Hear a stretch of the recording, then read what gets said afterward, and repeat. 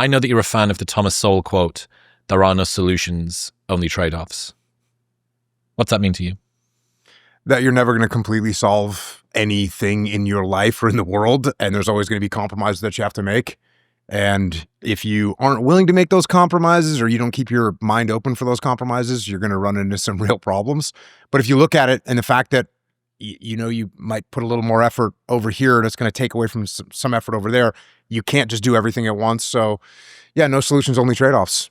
How do you deal with the tension of feeling that other thing pull away from you, right? You know that you need to focus, and you know that by focusing on one thing, another thing is going to start to drop away. But the classic overachiever mindset is, well, everything needs to be growing at all times. So there's an emotional pain at watching something stagnate or watching something fall behind. How do you try and navigate that? You just have to figure out what the priority is. And at certain times, certain things might be a higher priority right now than it is at some other point, and something else picks up. And sometimes the family needs to be the priority, sometimes the business, sometimes the other business, sometimes the health. Like, you're just going to have to weigh those things out and recognize that you can't do them all simultaneously at the same time all the time. It's not going to work. So you got to figure out where you're going to make some compromises. We're going to make some trade-offs. Yeah, the sentence, "You can be anything you want, but you can't be everything you want," is so good for that. And especially if you like novelty, like doing lots of different things. Oh, this is interesting to me. I'm curious. I want to, yeah, okay, dude, but there is a limit, right? And when you start to, it's the most obvious thing in the world. If you spread yourself too thinly across lots of different things, you can't be that great at all of them. You can't be really that great at any of them after you start to spin it up after a while. Yeah. And it's one of those laws of combat that I teach and used to teach in SEAL teams, and now I teach to businesses: prioritize and execute. Like, you've got to figure out what the priorities are and then execute on those things. But you got to figure out what the biggest priority is at any given time. Like I said, whether it's this business or your family or your health, at certain times you got to say, all right, I got to pay attention to my family right now. I can feel things are getting a little bit sketchy over there. Or, all right, my family seems solid right now. I got to focus on this part of the business. And then within the business, this particular section of the business, so you go right on down the line. How do you think about moving between planning and execution in that way? Is it something that you can do at the same time, or is it really important to sort of step back, give yourself that perspective, and then go back in to actually enact the strategies?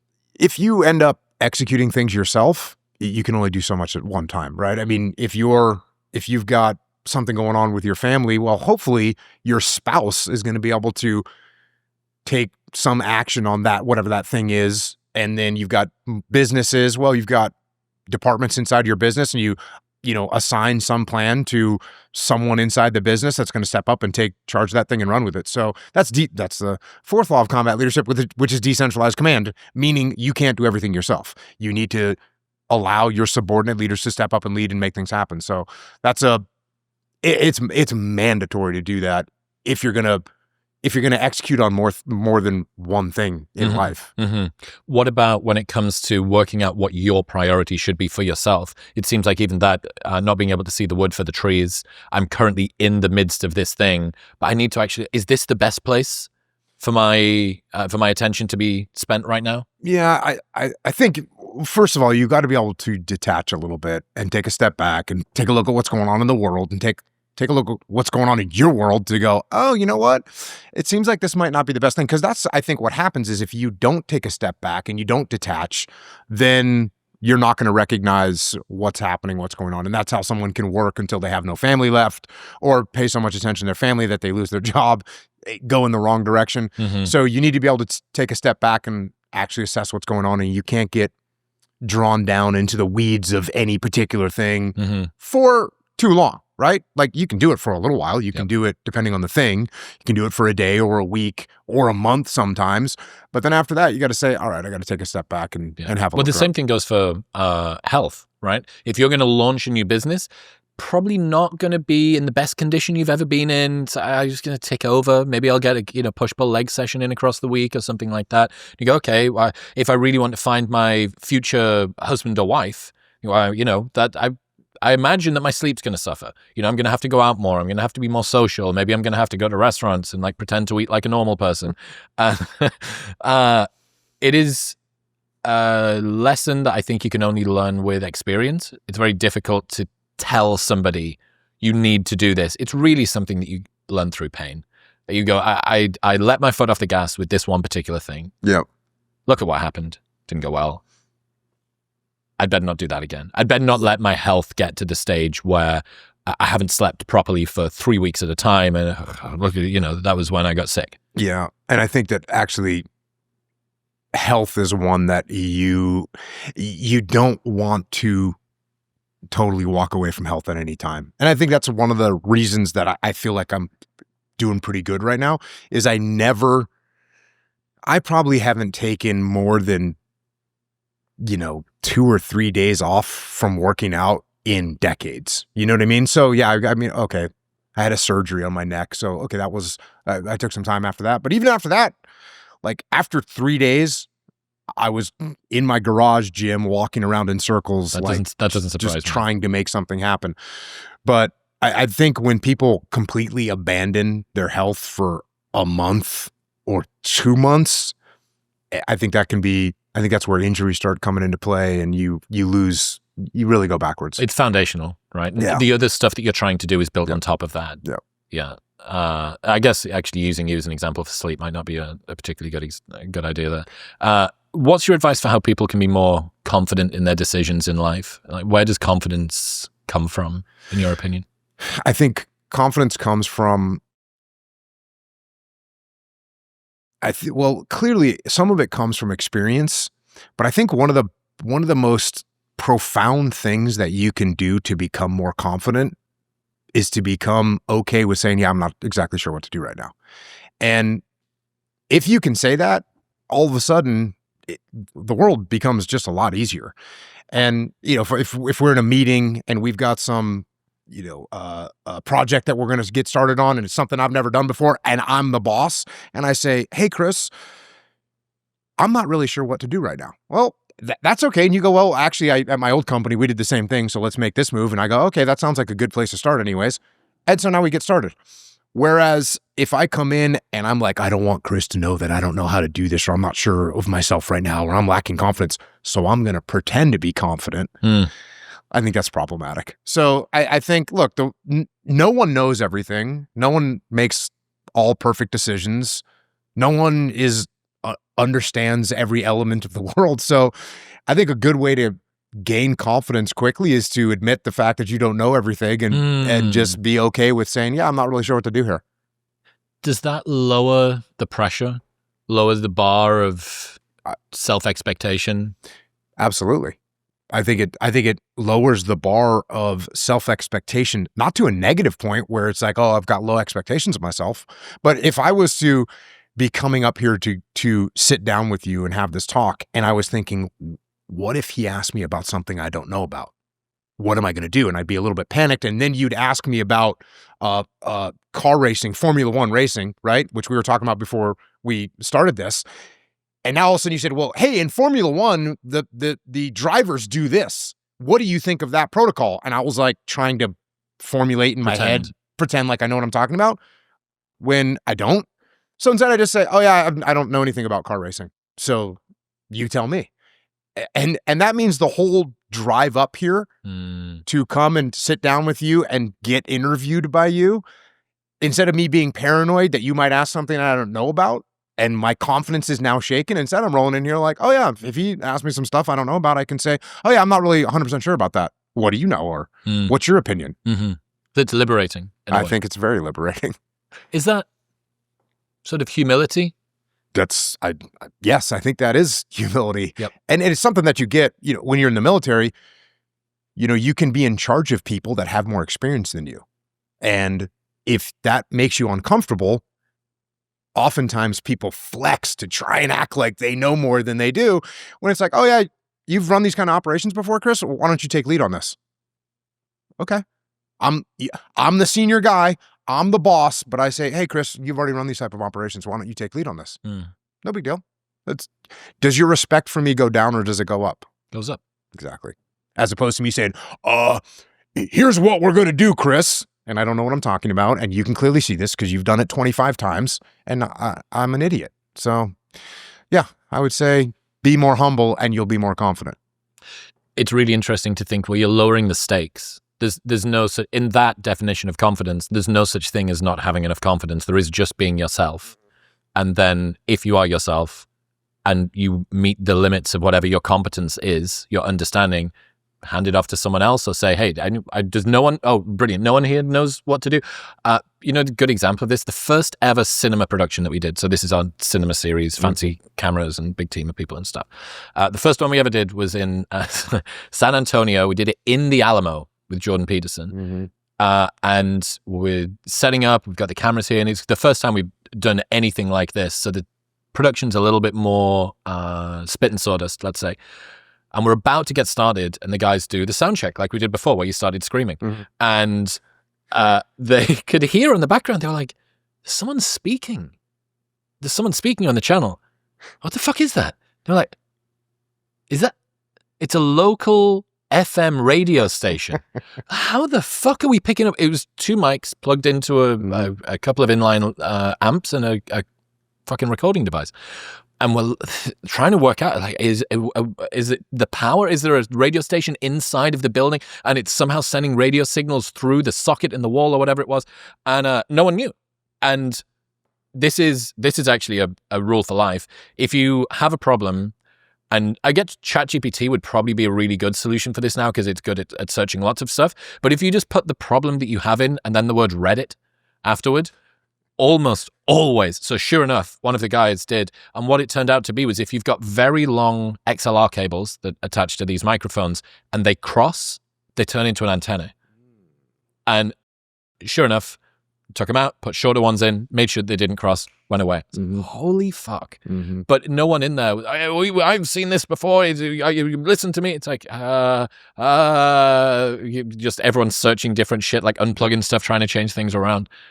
Yeah. Right. There's a sense of humility in the fact that, hey, I don't know what to do. I'm going to go on the web and Google what to do. Yeah. No factor. Yeah.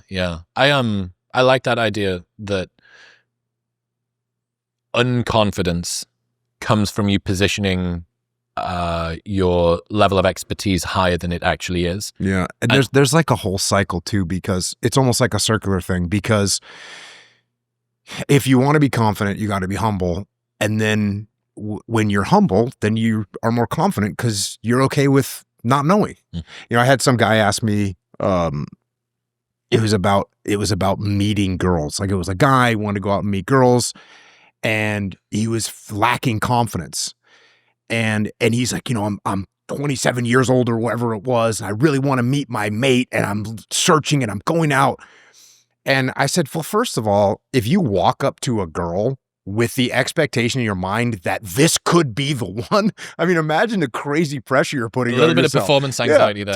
You're going to act like an idiot. And I said, man, just go up and expect that what she's going to say is like, when you say hi to her, hopefully she'll say hi back and maybe she won't. And if she doesn't, no big deal. Like, that's where you set the bar. And that's going to make you, it's going to make you perform a lot better in that scenario. There's another interesting thing I was talking about lately, and we were just talking about bow hunting. And I had this thing where somebody asked me about like how to actually execute in the moment and get your mind right when you have to perform. And I never really thought about this before. And I actually thought through my whole life and what my attitude was. And if you need to perform, you need to be very, very humble. And like, if I've got an event that I've got to do, I've got a mission that I've got to do, I've got to train, I've got to prepare, I've got to plan. And all of that is driven from humility, right? I don't think I'm ready, so I'm going to prepare more. I'm going to rehearse more. I'm not thinking clearly about what the enemy will do, so I need to come up with a better plan. Like, I'm going to be very humble, and I'm going to therefore prepare very hard and very extensively. But at the moment I put my night vision goggles on and I lowered them down over my eyes, there's like a switch that goes off that I am 100% going to win. And where the reason this ties into bow hunting is I was up at one of the total archery challenges. If you haven't been to one of those, go to one of those.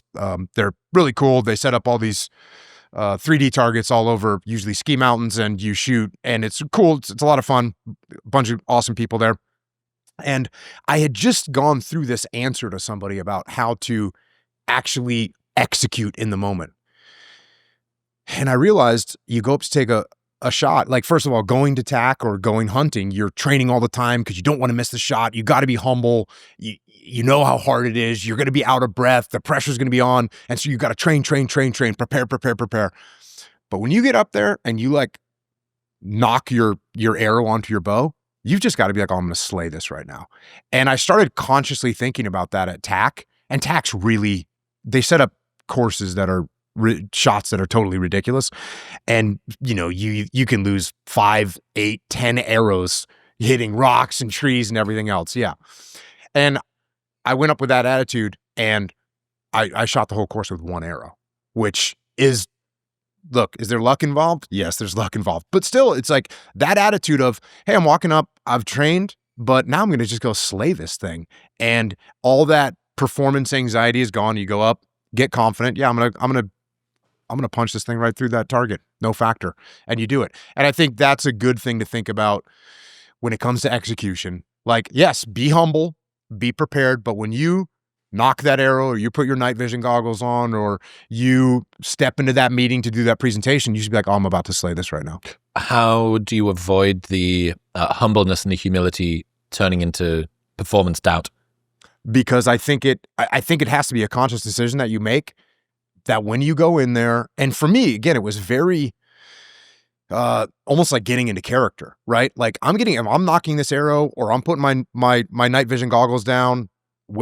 That's the switch. I'm going, you know, you go on stage now, right? So, hey, do you prepare prior to? Yeah. You're like, oh, I got to do my notes and get everything set up. But when you walk out on stage, like when you put that mic on, you should be like, all right, it's go time. And I'm going to slay this situation that I'm going into. I wonder whether this is part of the advantage of Beyonce's got an alter ego for on stage. Mm-hmm. Kobe, alter ego for on the court. Oh, 100%. And I wonder whether that allows the humility in practice, sort of godliness in performance. Have you ever seen the Facebook post that Kobe put after he ruptured his Achilles? Mm-hmm. I'm going to read this. It's so fucking good. Yep. This is such BS. All the training and sacrifice just flew out of the window with one step that I've done millions of times. The frustration is unbearable. The anger is rage. Why the hell did this happen? Makes no damn sense. Now I'm supposed to come back from this and be the same player or better at 35? How in the world am I supposed to do that? I have no clue. Do I have the consistent will to overcome this thing? Maybe I should break out of this rocking chair and reminisce on the career that was. Maybe this is how my book ends. Maybe Father Time has defeated me. Then again, maybe not. It's 3:30 a.m. My foot feels like a dead weight. My head is spinning from the pain meds and I'm wide awake. Forgive my venting, but what's the purpose of social media if I won't bring this to you? No real image. Feels good to vent, let it out, to feel as if this was the worst thing ever. Because after all the venting, the real perspective sets in. There are far greater issues and challenges in the world than a torn Achilles. Stop feeling sorry for yourself, find the silver lining and get to work with the same belief, same drive and same conviction as ever. One day, the beginning of a new career journey will commence. Today is not that day. If you see me in a fight with a bear, pray for the bear. I've always loved that quote. That's Mamba mentality. We don't quit, we don't cower, we don't run, we endure and conquer. I know it's a long post, but I'm Facebook venting, lol. Maybe now I can actually get some sleep and be excited for surgery tomorrow. First step of a new challenge. Thank you for all your prayers and support. Much love always. Mamba out. Kobe Bryant, 13th of April, 2013. Yeah. Yeah. Yeah. And I bet, again, he's a great example. He wasn't walking around arrogant thinking, hey, I'm so good that I don't need to practice. No, he was the opposite, practicing more than anybody else. And that way, again, going into the game, give me the ball. You know, give me the ball. It's clutch time. It's go time. Give me the ball. I'm going to make this. And that's the same with Jordan, same with Larry Bird. Like you look at the greats, they all practiced insane. They were insane when it came to practice. They tried to beat everyone at practice. They'd stay after practice. And when game time came, they would, first of all, talk smack, right? Larry Bird was famous for talking smack, but give me the ball because they know that they can make the shot. This episode is brought to you by Nomadic. Summer is here and travel season is in full swing, but let's be honest, your backpack was probably built for a school field trip, not international adventures, which is where Nomadic comes in. I've been able to travel the world with this bag right here because it's designed by people who actually understand the chaos of being on the move. Everything has its place and no space goes unused. It's compact enough to fit under the seat, but somehow fits everything that you need when you're on the go. And if you're still on the fence, that product will last you literally a lifetime with a lifetime guarantee. So this is the final backpack that you'll ever need to buy, and you can return or exchange any product within 30 days for any reason. So you can buy a new bag, put your possessions in it for a full month, and if you don't like it, they'll just give you your money back. And they ship internationally. Right now, you can get a 20% discount and see everything that I use and recommend by going to the link in the description below or heading to nomatic.com/modernwisdom. That's nomatic.com/modernwisdom. You spent a good bit of your career in situations that would cause most people to feel a ton of fear. I think that fear is related to this confidence, conviction in my decisions. What have you learned about how to deal with and overcome fear? Go. Yep. It's you when all that fear that's in your head, all the what ifs and the scenarios that you create inside your own mind that are way worse than anything that is actually going to happen, they all disappear when you go. So just take action and start moving forward. And that is the moment that can last a million years, is waiting to go. And I found I'm pretty good at it now, where, I'm like, oh yeah, I know what that is. And I'm going, and then that's it. And once you go, driving, even, speaking of being in combat, if we were driving to a target and so you're going to go hit a target somewhere, and driving to the target, the closer you get, you're thinking about all the things that go wrong, all the bad things that are going to happen, all this stuff. When one of my guys gets wounded, what if they have IEDs in the yard? Like, there's a bunch of things going through your mind. Once you stop, get out of the vehicle, all those things go away. Yep. And you're doing the thing, and you're not worried about it anymore. And so let's just go. That's the answer. So action is an antidote to anxiety. Then. Man, action's an antidote to all kinds of problems. Yeah. I ski, and I was up in Big Sky, Montana, and they've got this challenging trail, and I was at the top of it, and you're thinking, oh, well, this could be the end of my ACL, and all these stupid things are going through my mind, and I'm like, it's like as soon as I got there, just boom, just going, just go. Is that something you always had? What? That I feel fear, immediately lean into it. How trained is that versus how innate is that? I think it's trained, because you go through situations, and it's interesting. In the military, they're probably doing it to you on purpose, or maybe it's just the way it is. But okay, you're going to go rappelling, right? Rappelling is relatively, it doesn't feel that crazy. Well, then you're going to fast rope, which is a little bit of a step up, and then you're going to rappel off of a building, right? And then you're going to rappel out of a helicopter. Then you're going to fast rope out of a tower. And then you're going to fast rope out of a helicopter. And then you're going to parachute. And then you're going to free fall parachute. And all those things, they're all things that you can be afraid of. Even going back to the obstacle course, which I think the tallest obstacle in the obstacle course might be the cargo net, which is a cargo net that you climb up. It's probably, I don't know how tall it is, but it's tall enough that you are not going to be in good shape if you fall. Yep. And you have to climb up the cargo net, and then you have to go over the top of it and then climb back down the other side. But even that, if you're freaked out or you're scared, you're going to get stuck there. And there's guys that do get stuck. They don't climb over the top of it. Not a lot, but there's occasionally guys that say, it's not happening. Mm. So the longer that you sit, you hang on and look and stare and contemplate the chances of you falling off, it doesn't get any better. So eventually you just throw your leg over and get over that damn thing. So I think I probably just experienced it enough and was cognizant enough to recognize that at some point, oh yeah, this feeling of caution and fear and all that stuff in the back of my head, yeah, I just need to get rid of all that and just go. It seems to go away when I move toward it. Yeah, it does go away. It 100% goes away. There's got to be something that you do that makes you a little bit scared. Mm-hmm. What? What's the stuff? Going out on stage is one of those. 3,500 people in London. This big event that we've been building up to for 6 months, and my two favorite bits of it, or three favorite bits of it, half an hour before I'm about to go on, as I go on, Mhm. and then just as I finish and as I come off. Mhm. 1 minute before I go on is fucking awful.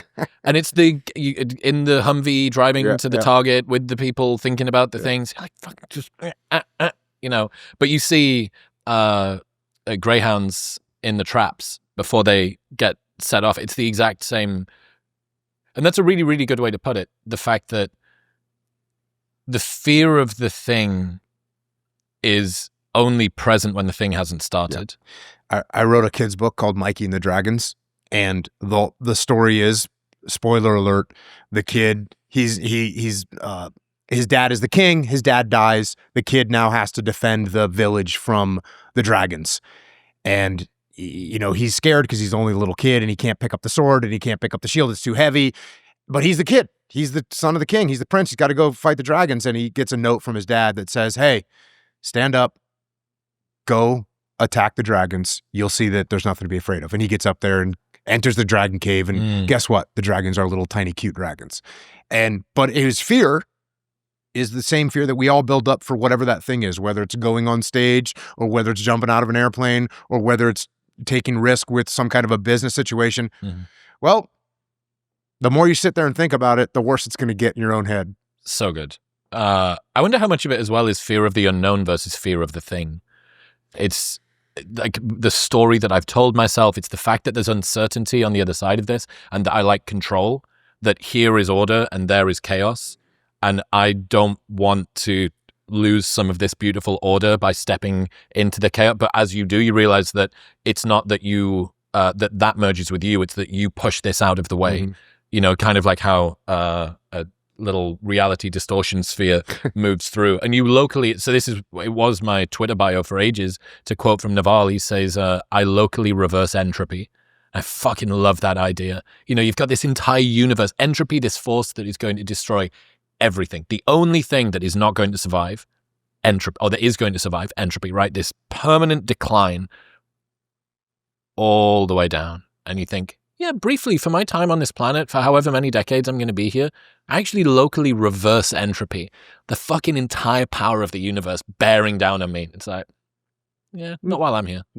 I really love that. I think it's a cool, like, cosmic middle finger. Yeah, and it's just the fact that you can control a lot more than you think. And the world is happening, and if you let the world happen to you, it's going to happen to you. But if you want to make something happen in the world, you can do that as well. It's a choice you get to make.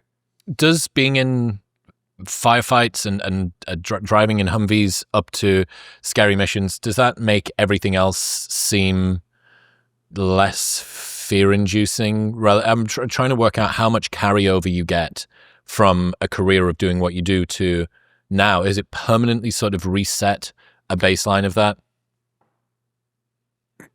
Yeah, it kind of is, man. Like, what is the worst case scenario that's going to happen? And really the fear that I had in combat, which was a deep, horrible, one that you feel in your stomach knots, is you fear that one of your guys is going to get wounded or killed. And you know, fear of me getting killed, I didn't really care. You know, I was over that. I accepted it. That's what could happen. That's like my job. And not just my job, like, oh, this is what I signed up for, but that's kind of what I always felt like. That was just who I was. But I'm okay with taking that responsibility for myself. But, you know, putting that responsibility on your friends is not something that feels good. And so that gut-wrenching, horrible feeling is not something that I don't think you're going to experience that in a normal job. And even with businesses, you know, I've had things go wrong at my businesses. We've had, you know, made mistakes that cost hundreds of thousands of dollars. And, you know, I've had my team saying, like, reporting to me and telling me about this negative thing that happened. And I could see, you know, because I got great people, that they're really disappointed and they really feel terrible.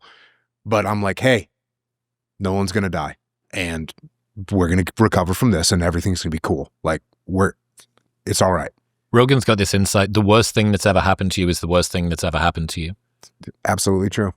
And if the worst thing that's ever happened to you is a fucking firefight in Fallujah, or if the worst thing that's ever happened to you is accidentally spending 10 grand on the wrong business credit card, both of those things, you don't get, there's no Uber surcharge discount or whatever for the worst thing that ever happened to you being less bad than the worst thing that ever happened to somebody else. And where I really learned that was with kids, because as kids are in 6th grade and someone, throws a rotten orange at them and everyone laughs at them, that is horrible for that kid. And when the kid comes home and they're crying and they say, and you go, what happened? I got hit in the head and they called me, orange head. And you go, oh, yeah, don't worry about it. It's funny. That doesn't work. Like you have to learn to understand. Deal with them as if they've just been in a firefight. Exactly. And you can help them get through it. You can help them because it will help them when they see that perspective as well. Just like when I was talking to my team, it's like, oh, we had this horrible thing happen. It's the worst thing that's ever happened to the team collectively. Okay. Me sharing the perspective of like, hey guys, no one's dead. We're going to be okay. We're going to, no one's getting their bonus this quarter, but okay. Me included, but that's all right. We're going to get through this and we're going to grow and we learn from it and we're going to carry on. So giving people perspective can help them, but you can't just say, oh, your problem isn't really a problem. You can't say that. That doesn't work. Yeah. Saying to somebody the way that you feel isn't valid is not a constructive way. It's not going to work out well. It's not going to work out Not well. with your partner that comes home and says, you said that you were going to do this thing. It's like, no, I didn't. It's like, well, in their world, you said that they did. And even the denial of that, it's like, look, how about I go and do it anyway? Even though, there's just a million different ways of communicating like that.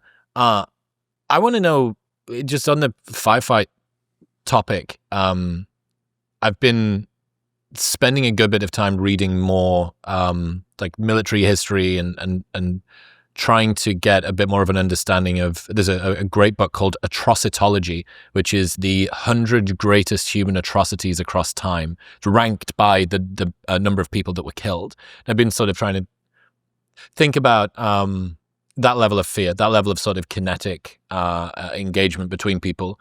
What is it that normal people don't understand about what a modern firefight is like? What is it that they don't get about what it's actually like to be there? I think the chaos of it and the not knowing what's so here's an example. We would, in training, when I was running training, we would have guys shoot paintball at like really high speed paintball guns. And so if you were a SEAL platoon commander, you're a SEAL platoon commander, Chris, and I would have my SEALs in the training detachment going out with paintball and shooting your guys. And you had paintball too, and you could shoot back. So I remember guys would come to me and they'd say, well, we'd be in an urban environment, right? So like a fake city that we have, it's concrete buildings, but it's a fake city. And the platoon commander, Chris, comes back to me and is like, hey, Jocko, this is not realistic. Oh, why isn't it realistic? Well, we can't tell where your guys are shooting from because the paint guns don't have muzzle flash and they don't make a bang. Yep. So we can't tell where the shots are coming from. And it's like, guess what? You're not going to know where you're getting shot at from. I mean, it's very similar to a paintball, actually. It's like, you ever been in a city and you hear a siren over your left shoulder and you start looking over your left shoulder and all of a sudden it comes from the right because of the way sound dynamics work? So that's like one tiny example of how confusing and chaotic it can be. And so I think seeing in the movies, some they're doing it better and better now. The movie just came out called Warfare, which was directed and written by a SEAL, a guy named Ray Mendoza, who actually was the group of guys that came and took my place and my guy's place in Ramadi in 2006. He came and his guys took our place. And so a few weeks later, they got hit on an operation and they had 2 guys get really badly wounded. But it was and a couple of their Iraqi soldiers, their friendly Iraqi soldiers got killed. It's just a very vicious situation. But when you see the movie, and he made it very realistic, and it's chaos. It's chaos and confusion, and guys are not know what's happening, screaming, wounded guys just screaming. And so I think that level of chaos and confusion is what gets missed out on. And then what the leader needs to do is take a step back from that chaos and confusion, figure out what's happening, and make decisions. So yeah, that's it. It's not as slick or sexy as it's been portrayed in movies traditionally, but people are now catching up. Yeah, I think people are catching up now. I think, and this movie Warfare is a great example of, there's total chaos. It's not neat. It's not neat. And by the way, human beings with an incredible amount of training are still going to like do things that you don't expect them to do. And that's real. So Hollywood is starting to catch up with that. I'm just trying to think back of, Saving Private Ryan did a pretty good job. That opening scene on the beach, there was definitely World War II veterans that sat through that, D-Day veterans that sat through that and said, whoa, like that, you guys got it. And some of the effects that they did even in Saving Private Ryan, where Tom Hanks they're getting shot at, and he's sort of like it gets quiet and slow motion type stuff, and he's just kind of detached from the whole thing. He's just out of body experience. And then someone shakes him, hey, look, Captain, you got to get, and he kind of gets back in it. And that's kind of a leading indicator of what they're starting to get better and better at. Is that a common emotion to feel that? Yeah. Like, and even earlier we were talking about like noise, and when you're with shooting your gun in a gunfight, shooting your gun is freaking loud. But shooting your gun in a gunfight, you don't go, oh, that's loud. Now, you might start to catch a glimpse of that sometimes, where you're like, oh, my machine gunner's right here, and he's dumping rounds, and you go, that's really loud right now. I'm getting hit with blink, by the way, which hurts. So there's just these things that are happening, that there's a lot going on. And yeah, sometimes your adrenaline's going and you start to slow down and see things moving in a slower manner. Time kind of slows down sometimes. You start hearing some things that you might not have heard, or not hearing things that you would hear. Another big thing is, in modern days, we have these radios and we have headphones with noise canceling headphones, and guys would start to pass radio traffic on the radio. So if I needed you, hey, Chris, come down to the first floor of this building. I need you to set security for me. And I would say that on the radio to you. Hey, Chris, come down to the first floor. I need you to set. Meanwhile, you're up there on your machine gun. You don't hear a damn word that I say. And so what I have to do is I have to pass word verbally, like Chris and Chris. And it like wakes you up, because everything that's going on the headphone just becomes. Wow. You got a pattern interrupt. Yes. So it's just background. It's ambient fucking lift music. Yes. That's crazy. Yeah. I mean, what about dealing with the level of adrenaline sort of during and after? Because, you hear about, I was talking to a friend, a brown belt in BJJ, but fought in Muay Thai for a long time, went out to Thailand to fight. And we were watching Chris Eubank Jr. versus Conor Benn boxing fight that happened the other week in the UK. Probably one of the biggest, the two sons of two very famous boxers who had a huge rivalry, and now they're doing it. And it's sort of been this big build up and all this stuff. It was super epic. I mean, and it was one of those walkouts that takes 5 minutes to happen. And there's the dance bit, and both of the dads are with the sons. Epic. So it was, it was real sort of hairs on the back of your neck stuff. But I asked Josh, hey man, do you want to be first or do you want to be second in terms of walkout? And he said, well, typically the champion would come out second. But I was like, yeah, I get that. I've always seen that. But which one do you want to be? Do you want to get into the ring and sort of get a sense of the space? Or do you want to come out second? And he was like, dude, you always want to be second, because you're stood in the ring. The adrenaline's already been at its peak and you're just getting cold, slow. The adrenaline's not there. You've already had your moment. Now you're watching this dickhead have his moment.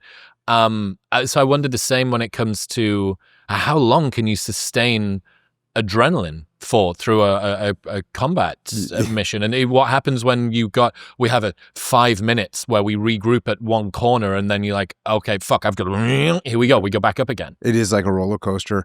But what you were just saying, and what we talked about previously, walk out second, because then the guy that walked out first gets to spend an extra 4.5 minutes contemplating what's about to happen and living in his own fear, right? He's running through that fear loop and freaking out, whereas you haven't even walked out yet. So let him sit out there on the big stage and let him freak out about it. I'm sure that they take their time as well. It's like your walkout's 5 minutes. It's like, we're going to start, 90 seconds late. And, it's like Musashi showing up 4 hours or 3 hours late to a sword fight. Like, oh yeah, you and I are going to fight. Cool. I'll be there at noon. Show up at 2:30. Yeah. You just sit there and freak out. Yep. So it's a good plan. But yeah, that adrenaline, that up and down of that adrenaline, how did you manage that? Well, what's interesting about that is you would think, like if I said to you, all right, Chris, you're going to go down on a patrol right now and there's going to be an enemy trying to kill you. You'd think to yourself, like, okay, well, I'm going to be freaking locked on for this whole 2 hours, right? Like I'm going to be 3 hours. I'm going to be totally locked on. Well, after an hour and a half and nothing's happened yet, and you're hot and you're tired and you're sweaty and you're carrying 100 pounds worth or 60 pounds worth of gear, you start to go, dude, do I really want to take a knee at this corner? Do I really need to take a knee at this corner right now? Meaning you're going to stop and you'd like to lower your profile a little bit. But after an hour and a half, maybe you'll just stand and hold that thing. So it's interesting. We talk about complacency and how you can't get complacent, right? Well, and people say, well, in combat, of course, you'd never get complacent. No, absolutely. People get complacent in combat. So when that adrenaline runs out, you have to have the discipline to say, oh, I'm getting my corner. I need to take a knee to lower my profile, period, end of story. I gotta follow the protocols no matter what. Does that suggest that different roles within military units different people are disposed to different roles? I mean, this is obvious that certain people go toward spotting, sniping, being the door kickers, being the people that sit back and do more planning, people that fly drones, people, all the medics, all the rest, whatever it might be. But I have to imagine that within that, you may find when somebody gets into operations that actually I'm perfectly competent at all of the skills, but my nervous system just does not agree with this. So I'm going to have to adapt over time. And maybe I do need to be somebody that's sat up top and needs to hold sustained focus at a sort of a lower rate for a longer period of time. Or maybe I'm the sort of person I can't hold it. I'm good in bursts. I'm like the Usain Bolt of the fucking special forces. I can kick a door down, do a thing, and then all right, we go again. I imagine that must be something that happens during training and during operations too. Yeah, and you're going to find, like you mentioned, being a sniper. Being a sniper is a job of patience. And so if you're a person that's freaking hyperactive and you don't like to sit still for a long time, being a sniper is going to be a horrible job for you. Whereas being a breacher, where you're going to walk up to a door, someone's going to say, breacher up, and you're going to go kick that thing in or blow it up in the next 14 seconds, that's a job for short attention span Chris. But if long attention span Chris, patient Chris will guide you as a SEAL to be a sniper as opposed. And then also, like, you've got joint tactical air control, which is the guy that's got multiple aircraft overhead and he's got stuff going on the ground, but he's got to detach from that, and he's got to put these aircraft, he's got to stack them in the proper way, keep them out of each other's way in the air. And then he's got to find targets on the ground and direct various aircraft. So there's a lot of cerebral processing that has to happen.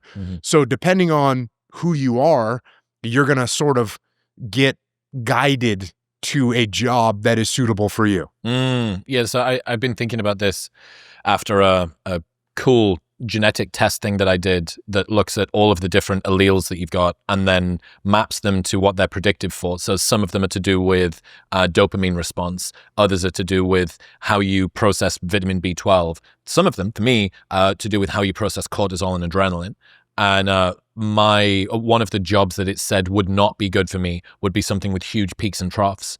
So as long as I can sustain focus, I could be someone that was holding it for a long period of time. But if you've got these massively intense periods and then these big dips, my nervous system isn't built to come back into land very quickly like that. I knew that we had this episode. I'd love to see what your results would be with that. My ability to clear adrenaline, cortisol, not so good. I have to guess that you and the rest of the guys that you were with would be whatever the equivalent of like a super spreader event for being able to bring that back into land. It's fascinating. And there's no genetic test on that thing to get in the SEAL teams. So we end up with guys, and you can see them. Like you can see a guy that gets really, I don't know if this is the same thing, but you have people that get really emotional about things, and then some people that don't, and everything in between. So I think some of that has to, I mean, certainly I would think that if your adrenaline is pumping, your emotions are heightened, right?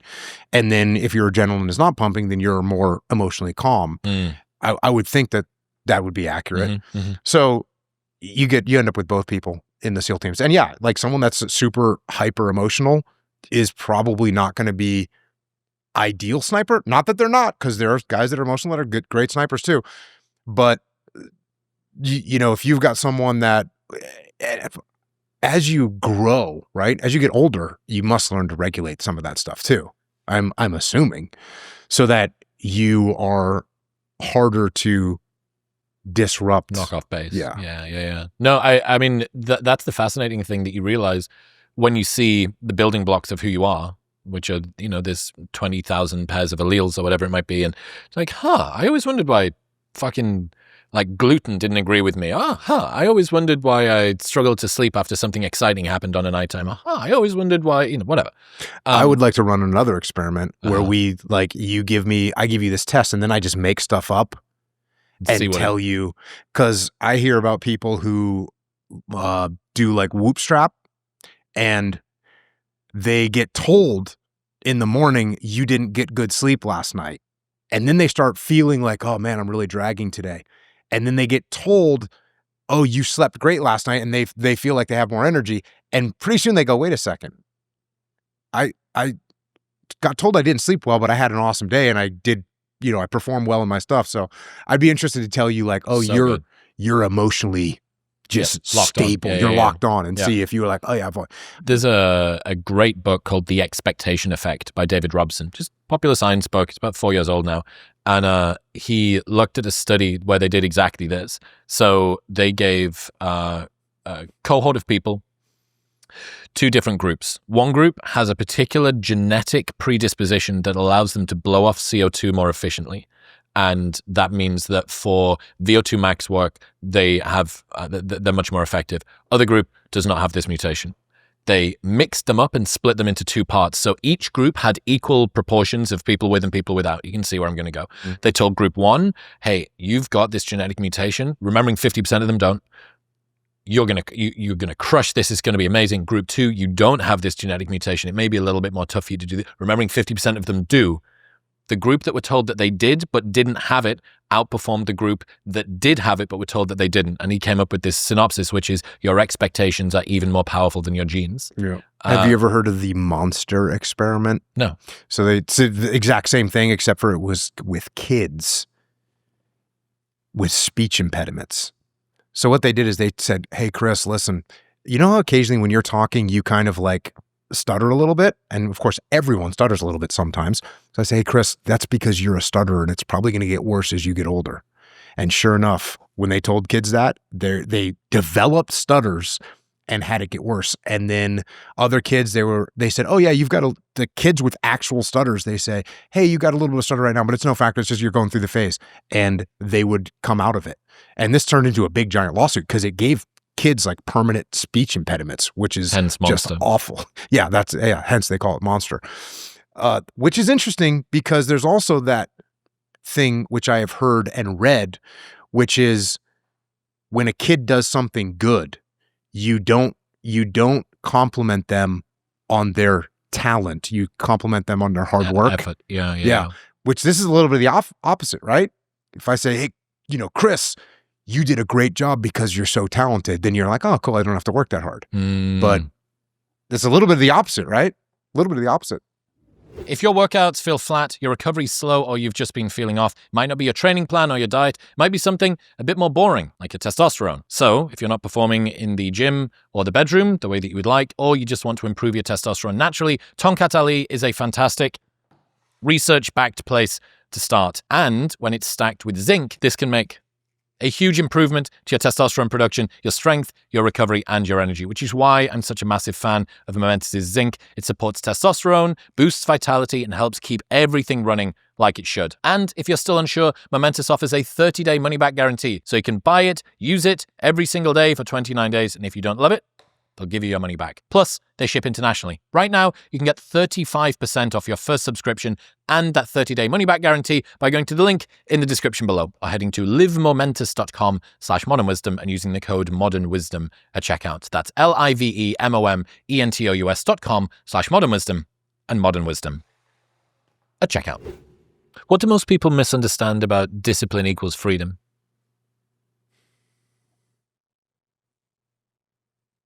I don't know. I think it was pretty simple to understand. I agree, but it's with simplicity comes an awful lot of opportunity for people to. Yeah. I guess there's always people that, as they're trying to fish for a contrarian thing to say, which I think you kind of have to fish for it. I think you have to work for it to get with that statement. But, there's such a thing as too much discipline. And if you have so much discipline in your life, then you won't be enjoying your life. And cool. Yep. If you are so disciplined that you never go out and you never eat a pizza, cool. You might be bummed out. Yep. You can go too far with it. Mm-hmm. But generally speaking, if you have an occasional pizza because they taste really good and once a month or whatever, you go down to the pizza place and you get a pizza, cool, good for you. That's going to be awesome. And that's the reward for freedom. But I think it's pretty straightforward. And I guess if I was to fish a little bit more, I would say that the idea that discipline is natural or it's like innate. Yeah. And actually my middle daughter, who's a jiu-jitsu player, she was actually speaking the other day, and one of the things that she said was she was speaking about discipline, and she said, I was training. My dad and we went to the gym the other day, and we were both training, and I was training with the guys that I train with, and she was training with the people she trains with, and it's a Sunday, and we're training. We're both like really tired when we're done, and we get done, and we're kind of sitting up on the mats and we're talking, and I look at her and I said, not one part of me wanted to come train today. Like 0% of me wanted to come train today. And I'm so glad I came and trained. Cause you always feel great when you get done training. But so my daughter went and spoke to this group and she said, my dad, Mr. Discipline, who's been on this path for however many decades, my dad didn't want to train. And he had to go, hey, doesn't matter whether you want to do it or not. You got to have the discipline, go do it. And he did, and he got done with it. So, and I think that's a good thing to remember, that discipline isn't just, this person is, quote, more disciplined than this other person. It's like, no, this person is choosing discipline. This person is not. That's the way it is. Mm-hmm. So I think that's an important thing to remember. You have the option of being disciplined. You don't have the option of being born 6'4", right? You don't have that option. You either are or you're not. But you do have the option of choosing discipline or not. So discipline, not necessarily something that you're born with? I don't think so at all. I think maybe there's some small percentage of it.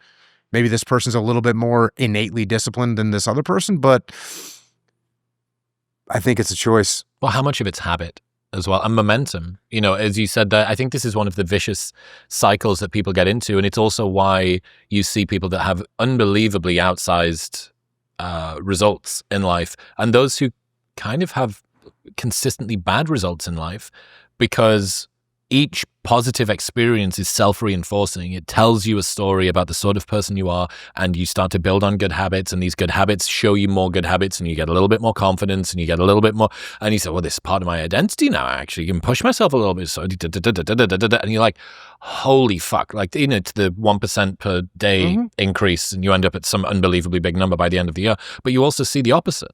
And this is how you get, you know, very diverging outcomes from people that started at relatively similar places. Certainly, and this is something that I've said for a while, and is discipline begets discipline, right? If you make a bad decision in the morning and you decide you're not going to get out of bed, you decide you're not going to work out, when you get to the office, the donuts are that much more tempting and you're probably going to eat one. Whereas if you woke up early, you worked out, you got a little bit of work done before you even showed up to work, you show up to work and now there's donuts, you're like, I don't need those right now. You just make better decisions. And Are that's you on the front foot today or on the back foot today? Yeah, exactly. And yeah, the compounding thing for sure. And you make one good little decision that leads to another good little opportunity. And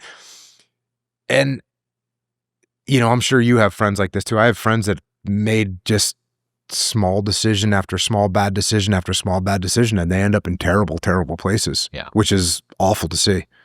An interesting pivot on the make one good decision begets another good decision is when you've got a difficult conversation to have. My friend Alex says, the life that you want is on the other side of the difficult conversations you're unprepared to have. And he uses this analogy of when, you know, you work up to it for ages and the stress and the, you know, you're in the Humvee, metaphorically driving up to the conversation, and you finally do it and you go, oh, I feel amazing. And then immediately, like a psychopath, like a serial killer, you look around and you go, what other bad conversations can I have? And you're like seeking out targets for, you're like, oh, I need to ring my mum and tell her that she did that thing. You know, I've got that guy that didn't deliver the Amazon parcel correctly, and I need to speak to this supplier, blah, blah, blah. But it's the same with that. This sort of momentum thing is a big deal. And it's why... In that vein, when I don't feel like going to train jujitsu, or I don't feel like waking up, or I don't feel like working out, whatever that thing is, that feeling that I mentioned to my daughter of like, I'm so happy I came and trained today. I know that feeling so well that it just totally overrides the Oh, so you're projecting weakness. yourself. Yeah, I'm just like, oh yeah, I know how much better I'm going to feel in an hour and a half. I know that feeling so well. And I also know the other feeling, which is, man, I didn't train today. You know, it was Sunday and I decided I needed a day off. It's like, no, train. I know that. And I think that is very helpful. What's still driving you now from a discipline perspective? Well, I mean, in jiu-jitsu, it's just, I love jiu-jitsu. Hey, you know, and again, if you want to do something, how much discipline does it take? You know what I mean? I love it. Jiu-jitsu. Literally takes more discipline to not do the thing. Yeah. Like you get injured and your arms, you know, you can tell that your arm, every time you train, it's getting a little bit worse. It takes more discipline to be like, all right, I need to take a day off. You with the neck. Yeah, exactly. So yeah, I mean, I enjoy doing these things. I enjoy working out. Do I enjoy working out every single day? No. And that's when it's like, oh yeah, but I know the results of the long run. And I think that's an important thing that I've talked about. And again, talked about this with my daughter, is like, if you give up a little bit today, like you can't get it back. Like if you skip a workout today, there's no possible way to get that back. When you let something go, it's gone. And Rome wasn't built in a day, but Rome didn't fall apart on a day either. It didn't fall apart because of one thing. It falls apart just a little bit at a time. Yeah, nobody gets fit overnight. Nobody gets fat overnight. Either. Exactly. And so you can't submit. You can't submit. You have to get in there and keep it going. And I know the results of not doing the thing are not good. And I enjoy doing the thing, so in order to keep doing the thing, you got to do the thing. Yes, it is. It's this endless fucking infinite regress of doing the thing. Yeah. I kind of get the sense as well with that story about not wanting to go to the gym. I do think that that's the difference between discipline and motivation, right? Motivation. I didn't want to do the thing. Discipline. I did the thing in spite of not wanting to do the thing. Yep. And look, I've said many times, you can't count on motivation. Like, it's not going to be there for you. Yeah. Or it may, but it may not be. And It's lovely when it comes along. If you wait for it to be there, you might be waiting more than you should. On the other end of that, the person who is going through a string of, can I have one of those? You got a spare one? I want a Jocko Go, please. Thank you. What flavor is this? This is iced tea lemonade. Okay. Okay. You're still pasteurizing these, right? Mm-hmm. Yeah. Yeah, that's hardcore.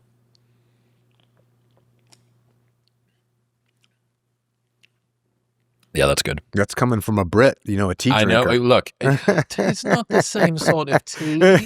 It's not the same sort of tea. This isn't a fucking Earl Grey. No, I appreciate what you guys did with this. We also did it with Newtonic. I really appreciate the fact that you didn't go heavy on the carbonation. Mm-hmm. If you're going to have this before a workout, the last thing you want is like, just throw it. So, no, yeah, that's lovely. You have a sour apple one? We do. Yeah, that's my favorite one. It's a good one. Yeah, it's awesome. It's a popular one. I imagine it's all well and good saying good decisions beget good decisions. You've got this infinite domino tumble that helps you to keep the momentum up. And yes, it is your responsibility to deal with the repercussions of the decisions that you've made, including the string of bad ones for the last quite a long time, if that's the situation that you're in. But it's not particularly reassuring or comforting, I don't think, to somebody who's in the shit.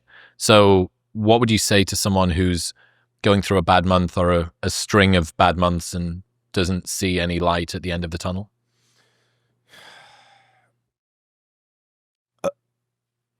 What are your options? Okay, you're upside down financially. Relationship went south. You got whatever those things are. Your credit card debt is up. You got fired from your job. Okay, you're in a terrible situation. What are your options? What you have to do is, you kind of have to prioritize and execute, right? Like, okay, I got all these bad things going on in my life. What is my biggest problem right now? And you got to say, okay, I got to start with solving that problem. And you got to start to going back to I think it was the initial thing that we talked about, take action. You got to take action and move forward. And if you don't, the downward spiral doesn't end. And if you allow it to continue to go down, that's where it's going to end up. And so you just have to, what are my options? Abandon the whole thing? Like, no, that's not the option. That is not the option. What can I make better right now? And start to reassemble things and put them back together.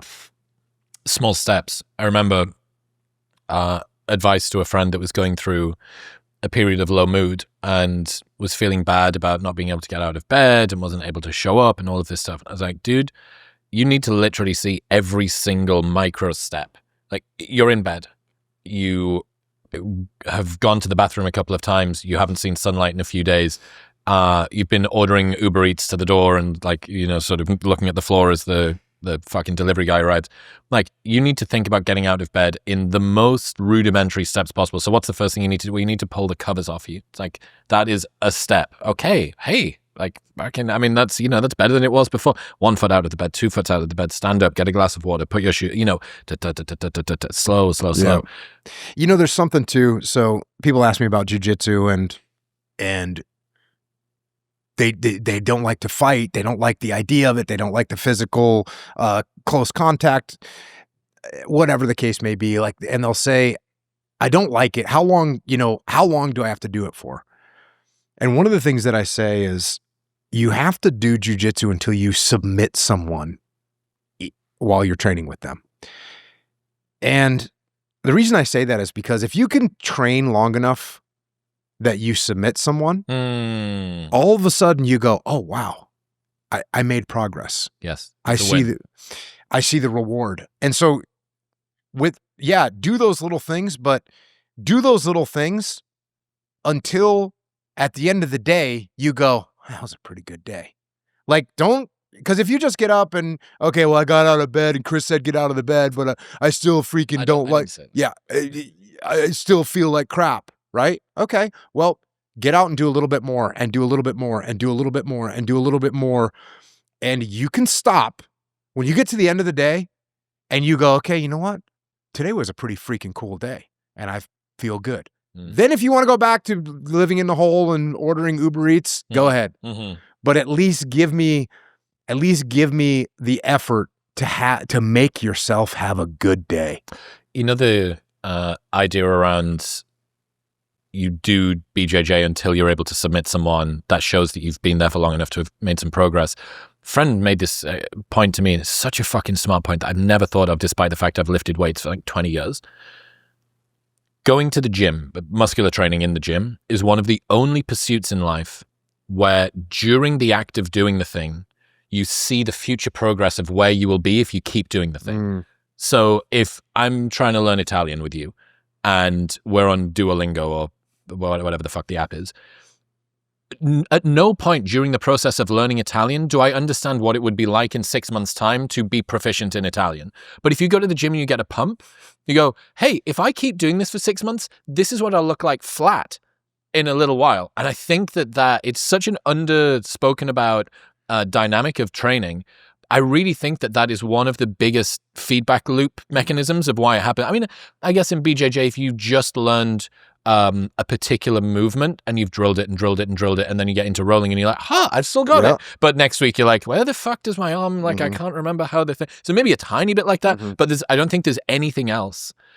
You don't get a pump preview anywhere else on the planet except for in the gym. And I think that's a underspoken about dynamic about why people love it. Yeah. That being said, you don't see much progress, the next day. You get a pump, and it's depending on your physical makeup. Like if you're overweight, you don't see a pump, which is a bummer. And so if you're overweight, you're not going to get any gratification going to the gym external. You're not going to see anything. So you got to keep going. You got to keep going until you start making some progress. Until you can do a pull-up. Once you can finally do a pull-up, okay. I've heard once that you can't be overweight and do a pull-up. Like it's not possible. So pull-up's a good goal to have. Before we continue, I've been drinking AG1 every morning for years now, and it just got even better. AG1 Next Gen keeps the same simplicity, 1 scoop once per day, but now comes with 4 clinical trials backing it. In those trials, AG1 Next Gen was clinically shown to fill common nutrient gaps, improve key nutrient levels within 3 months, and increase healthy gut bacteria by 10 times, even in healthy adults. Basically, they've upgraded the formula with better probiotics, more bioavailable nutrients, and clinical validation. Plus, it's still NSF certified for sport, so even Olympic athletes can use it. AG1 genuinely care about holistic health, which is why I've got my mum to take it, my dad to take it, and tons of my friends too, and why I put it inside of my body every day. And if I found anything better, I would switch, but I haven't, which is why I still use it. And if you're still unsure, they've got a 90-day money-back guarantee, so you can buy it and try it for 3 months. If you don't like it, they'll just give you your money back. Right now, you can get a year's free supply of vitamin D3, K2, and 5 free AG1 travel packs, plus that 90-day money-back guarantee by going to the link in the description below or heading to drinkag1.com/modernwisdom. That's drinkag1.com/modernwisdom. That's a really good point. Fuck, do you see Truett Haynes do the 10,001, 10,002 pull-ups? Yeah. I had Cam on the show last week, and I'm like completely blown away by what his kids have done. One of them's a ranger. Yeah. And Truett's Truett. Correct. Yeah, it's absurd, dude. I found that quite really interesting. Cam, he sort of really beautifully opened up in a way that I haven't heard him do it before. And he was like, I don't know how I feel about pushing my boys that hard when they were kids. He's like, I regret in some ways doing them. He told me this story. His son that's a ranger, I think was maybe a prison warden or something like that. And had, good, stable, steady job, contributing, law enforcement-y stuff. And he came home and said to his dad, he's like, I'm going to apply to ranger school. I'm going to become a ranger.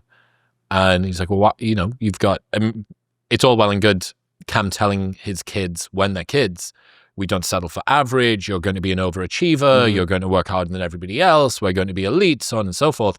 But when you're faced with, you're going to maybe enter a kinetic future, the rubber really meets the fucking road with your principles there, right? Because it's your flesh and blood that's on the line. And he asked why, and his son said his own words back to him and said, well, we're Haynes. We don't settle for average. We don't, agree with mediocrity. I'm going to be special, elite, blah, blah, blah, blah. And Cam had this sort of moment where he was like, fuck, like maybe I've pushed my kids too far. Maybe I pushed them so far that they didn't feel happy or content with a good, normal job. And what if my son goes off to war and gets fucking killed or injured over there because I've put them in this place? And it was a really interesting... I've been fascinated for a very long time with the price that you need to pay to be somebody that you admire. To be somebody that is an extreme performer, that is in a position that most people would find enviable. And this is another one of those things. You don't understand what it is that drives people to do the things that they do. Now, some people have a beautiful balance. They do it from a place of self-love and wanting to maximize their time on this planet. And it's this, wonderful upward trajectory toward a goal that they believe in. But for a lot of people, it's running away from something that they fear. Insufficiency, a need for validation, comfort, control, recognition from the teachers that didn't believe in them, the bullies that got them in school, the parents that didn't give them enough attention, whatever it is. And I think it's just a really lovely redress for most people to think, okay, I think I want this thing. And as we said at the very, very beginning, what's the price that I need to pay in order to be able to get this thing? Do I want to pay that? Do I want to pay that price? To be true at Haynes, what do I need to do? Well, I need to have a childhood where I'm made to carry a rock up a fucking hill every night after school for like 10 years. Do I want that? Like, do I want to be working so hard that my hands are 3 times his hands were the size of your hands? That's where I need to be. I just think it was really, really interesting from Cam, somebody who is an extreme performer, somebody whose sons are also extreme performers, to just look at, okay. It was a really, really interesting reflection. Yeah. One thing that's very interesting when you look at like basic SEAL training, right? So basic SEAL training, it has something around an 80% attrition rate. And it is a tough course of training. And one thing that is just completely makes no sense whatsoever is in a SEAL class, you'll have a kid from, Massachusetts whose both parents went to Harvard. He went to Harvard and he, spent his summers on the Cape in their third home because the other one's in Vermont, the whole 9 yards, and he makes it through SEAL training. And then there'll be another kid from New York State who is also equivalently, a Princeton kid, and he played whatever sport at Princeton, and he'll quit. So you have 2 silver spoon kids. One of them will make it, one will not. Go to the complete other end of the spectrum, and you have some kid that was raised in the barrio in LA that grew up, a gangbanger or at least gangbanger adjacent, and he'll make it through training. And then another guy that's LA gangbanger or gangbanger adjacent, he'll quit. So it's really bizarre. And by the way, then there's the entire spectrum in between of what you just said. I'm going to make it. My girlfriend that dumped me, she said I could never be a SEAL. Cool. And he's going to make it. Or my girlfriend who dumped me, who said I'd never be a SEAL, she's right. I'm quitting. Like it makes no sense whatsoever. Yeah. And so trying to figure out like who's going to make it and who's not going to make it is really, really That's why difficult. You need the test. That's why you can't just do the genetic thing before and be like, what was that movie where they could predict whether people were going to commit crimes or not? Yeah, I don't remember the name of the movie, but what? Minority Report. Thank you. Minority Report for the SEALs. We don't even need the test. It's like we know that you're going to pass, we know that you're going to fail, but you don't know that. And the entire reason for the test is to see what happens when it all comes crashing down. Yep. On that point, you spoke about the person that's everything is going well for them. We've also talked about the infinite regress of good dominoes.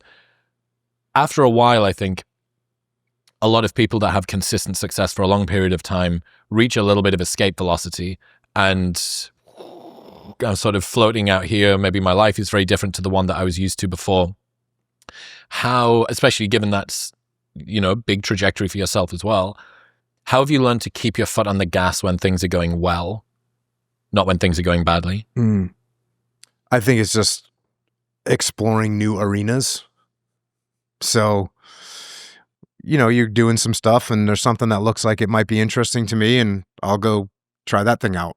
And don't always win, but I'll give it a crack and see what happens. And I'm not, I'm very much an iterative decision maker, meaning I make very small decisions at a time. I don't go all in on some chance. I'm a little bit more methodical than that. And so, yeah, I see something that seems like it's a good opportunity or something that I'm interested in, I'll go give it a crack. And if it works, then cool, I'll do more of it. And if it doesn't work, then, well, maybe I'll back off. Right. So by not making huge commitments, at least up front, it allows you to experiment with ideas, play around with different things. Yep. It's just, essentially, it's maneuver warfare, which is you look at the enemy situation and you probe for areas of weakness. And once you find an area of weakness, you put more resources behind that area and assaulting that area. And if you continue to get good results, you put more resources and you continue to do well. And if you hit a wall, and it's interesting that the terms that they use is surfaces and gaps. So like surfaces is I hit, it's like defenses. So if I hit no penetration, a surface, no penetration. If I hit a gap, I'm going to exploit more. And that's pretty much what I'm doing. And what I've been doing for a long time. Okay, so exploring first and then exploiting after. Exploring first and then exploiting after. Yeah, I mean, certainly one of the lessons from today so far is this. I'm not going to set the bar so unreasonably high that it's intimidating, that it means that it's hard to make the first move, that it's chaotic, that it's an irreversible door. That I go through it and I'm like, well, if I've put all of my money into this business, there is no more money to put into any other business. It's the equivalent of that, but for confidence, for momentum, for continuing going with good and bad momentum. So that's I think the small decisions is like a lovely little framework on that. One of the other common areas I think that people are struggling with, young men, very directionless at the moment. What's your advice? You speak to a lot of young men, train a lot of young men. What's your advice to young men that are struggling with direction in life?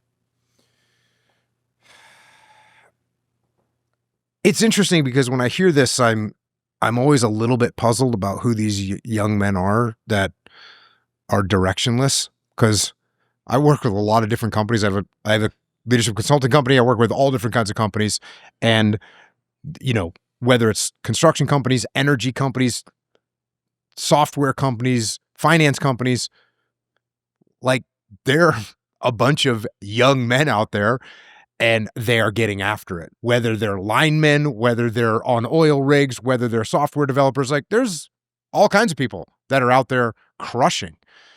And so when I hear about people that, what'd you say, are lost or directionless? Yeah. I mean, what do you want to do with your life? I guess that's my question. What do you want to do with your life? Because you got one life. It's going by quickly. And this is something that years ago, I spent a good chunk of I guess it was my 30s training MMA fighters. And, we had a jiu-jitsu gym, we had an MMA gym. And so in the beginning, when a potential fighter would come in and they'd be 22 years old and I'd say, hey, how old are you? And they'd say, I'm 22. And they'd say, I want to fight. There's a fight card coming up. I want to be on it. And I was like, I'd tell them, listen, you got plenty of time, like get better, train, up your skills. And I said that for probably 3 or 4 years. And then after 3 or 4 years, when guys would come in, I would start telling them the opposite, which is you need to get on it. You need to be in here every day. You're almost out of time. You're 22. You're late. because I realized I saw a lot of people that didn't have any sense of urgency in their life. And when you don't have a sense of urgency, things aren't going to happen. You need to make things happen, as we already discussed. They're not just going to happen for you. You're not going to become a good fighter unless you make it happen. And you're not going to do anything in life unless you make it happen. So if you feel like right now you're looking around and you're lost or directionless, I would take about 15 minutes and figure out what the hell you want to do with your life. And I would start getting after it. So that's my advice. Take 15 minutes, figure out something that you're into, and go crush that thing and make it happen. Yeah, I mean, for better or worse, life is really short. And it's this ridiculous irony that you only see in retrospect how short it is, right? It doesn't feel short at the time, but I bet when you get to your 80s and you look back, you think, holy fuck, that went by in no time at all.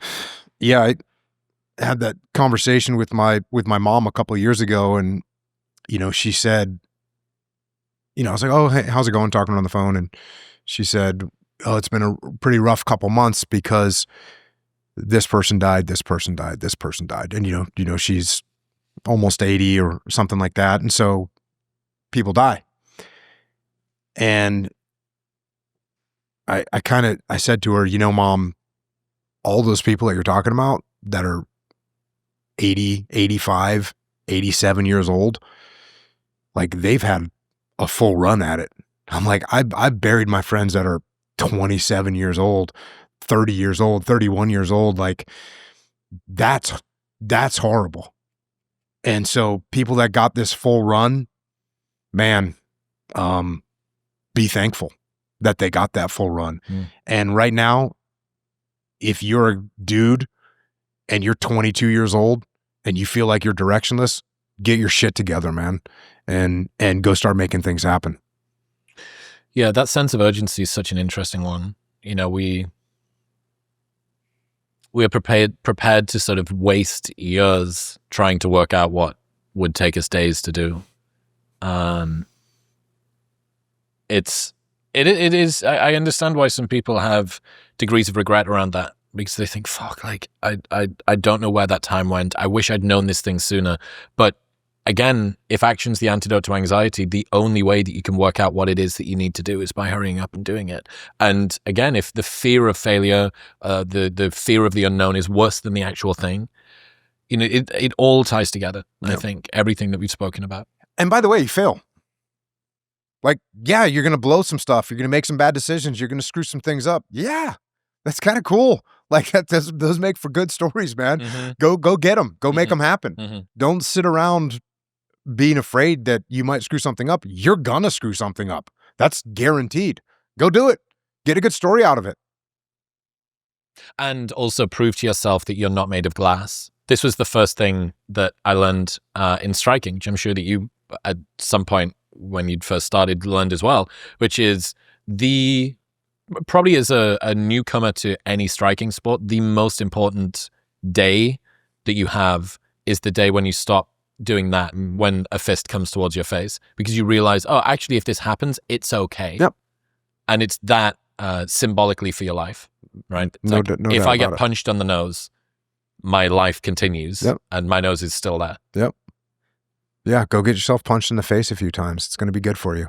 A quick aside, if you haven't been feeling as sharp or energized as you'd like, getting your blood work done is the best place to start, which is why I partnered with Function. They run lab tests twice a year that monitor over 100 biomarkers. They've got a team of expert physicians that then take that data, put it in a simple dashboard, and give you insights and actionable recommendations to improve your health and lifespan. They track everything from your heart health to your hormone levels, your thyroid function and nutrient deficiencies. They even screen for 50 types of cancer at stage 1, which is 5 times more data than you get from an annual physical. Getting your blood work drawn and analyzed like this would usually cost thousands, but with Function, it is only $499. And for the first 1,000 Modern Wisdom listeners, you get another $100 off, making it $399. So you can go to the link in the description below or head to functionhealth.com/modernwisdom. That's functionhealth.com/modern wisdom. I've heard you say as well, comfort is a slow death. How do you balance the need for rest and recovery without letting comfort weaken you? in that way. Yeah, again, this is a good lesson I took away from training MMA fighters, which is you're in a fight camp. You're in a fight camp for 10 weeks, 8 weeks, 12 weeks. It varies depending on when the call comes, whatever. But you get a guy, okay. And Chris, you're my fighter. And Chris, we start your camp and you don't come into camp a slouch, right? You're in decent shape, but now we step it up. And because now it's really about your skills should be in the bank. We're going to hone some of the skills. We're going to make them a little bit focused for this particular opponent. But now we're just really getting you in good condition to fight.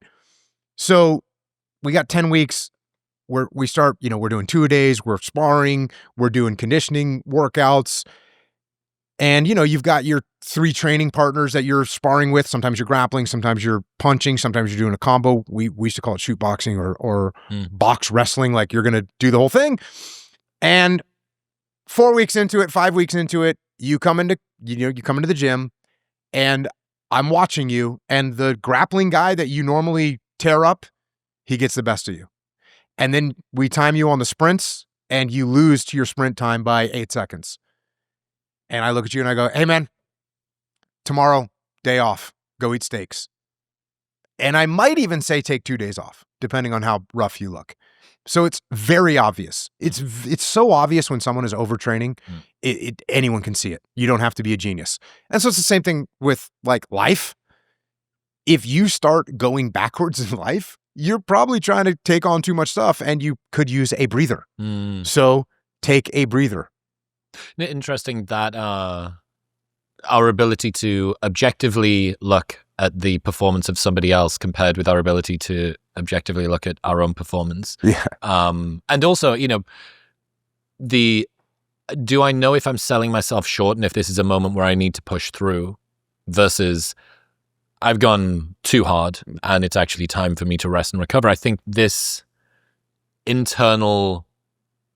the balance between having an internal Jocko and an internal tyrant, I think is a delicate one. And it's one where you go, fuck, like, is this, how close to the red line am I here? Yeah. Do I deserve the time off or do I not? That's another one of my rules is, you need a day off today? You can't take a day, you can take it tomorrow. So if you wake up today, and you're like, I feel like crap today, cool. Feel like crap today, go do what you're supposed to do. If you wake up the next day and you go, yeah, I'm hurting, cool, take that day off.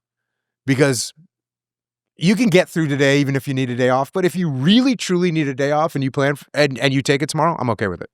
That's a sick idea. James Clear, this is the best idea around habits, which is basically the inverse of what you're talking about. He says, never miss 2 days in a row. Yeah. That 1 missed day is a mistake, 2 missed days is the start of a new habit. And it is one of the best ways, even with, it just stops anything spiraling. All that we've talked about, this compounding, yep. it stops that from happening. 2 days off, not allowed. I think trying to just be a little bit more objective with that. You're able to see the numbers of your guys. The sprint numbers, they're not that. Do you ever do a weight? Did you ever have to do a hard weight cut for anything, or did you always fight at super? No, I would at like my actual competition days in jiu-jitsu, there was the open class and then there was like the heavyweight, and it was like 212, 213 was the weight. And so I would have to cut like maybe 8 pounds, 10 pounds to get down to 213. But I was never a guy that was cutting, 25 pounds. Now, I had to do that with my kids because my kids all wrestle, and I've done it with a million different fighters as well. So, I've been through a lot of weight cuts. Just not but heavy ones. Yeah, the most I've ever cut was probably like 10 pounds. Right. Yeah, I every single time that there's a UFC card on and some of the fighters have got a big YouTube presence, invariably the most played videos are watching them go through the weight cut. Like people just like watching suffering, right? And I don't know what it is that's so compelling about that. It's the same. Have you watched the Tour de France Unchained documentary on Netflix? Not. Bro, I'll check it out. It is so fucking good. So it's like Drive to Survive, the Formula One thing, but it's about the tour. And the beautiful thing about that is it's protracted suffering, right? It's protracted storyline and narrative, and there's stage, 25 stages or something like that at the Tour de France, tons of them. Some of them are speed stages, some of them are hills, some of them are, and you get to see the ups and downs. There's this sort of permanent risk of injury. There's the permanent risk of crashes. There's always some catastrophes, especially that start at the very, very beginning. And you get to see, it's not like in powerlifting. This is why there'll never be an amazing powerlifting documentary, because the sport is done in 3 seconds. It's like you went down, you came back up, well done. Or you didn't, right? And either way, it's over. We like seeing the same as the weight cut. You know, you're going to check in 1 hour and you're going to check in 2 hours, you're going to check in 3 hours and get back in the sauna, get back on the bike, get back in the bath, but the towel's back on, you wrap the fucking thing around your head here, have some ice, spit it back out into the, you know, all the way along. And we love to see that narrative as it goes. I wonder what would happen. I mean, they do those BJJ matches that are no time limit, right? Yeah. And some of those go for 3-4 hours. Which to me is awesome. It is. It's like that's the ultra endurance race. That's the ultra endurance race. It's also that's kind of, there is no excuses, right? It's just you and another person. There's no time limit. And I think those are a very good way to do it. Yeah. Interesting stat that I found out. The US Army's recruitment numbers just hit the highest levels in 15 years. What do you think's driving that? I think probably the new administration coming in. So I think you've got a administration and you know, that is very pro-American and patriotic. And I think that's definitely helping those numbers. What do you make of Pete Hegseth and everything that's going on there? I think